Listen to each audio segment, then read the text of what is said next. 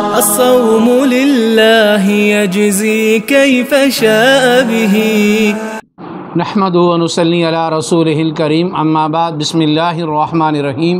معزز خواتین و حضرات، السلام علیکم ورحمۃ اللہ وبرکاتہ۔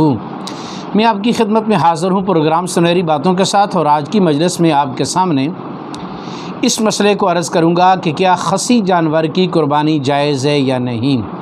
تو یاد رکھیے، نبی کریم صلی اللہ علیہ وسلم کے بارے میں حضرت جابر رضی اللہ تعالیٰ عنہ فرماتے ہیں کہ نبی علیہ السلام نے جو 2 چتکبرے اور سینگوں والے خصی مینڈوں کی قربانی کی، نبی علیہ السلام نے خود خصی جانوروں کی قربانی کی ہے، تو لہٰذا خصی جانور کے اندر جو خصوصیات ہیں وہ دوسرے جانور کے مقابلے میں زیادہ ہیں، تو اس لیے خصی جانور کی قربانی کرنا زیادہ بہتر ہے۔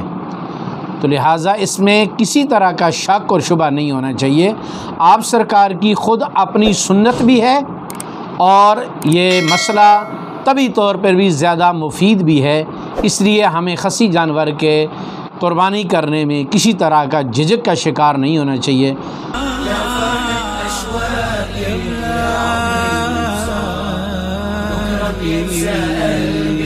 كل أيام الصلاة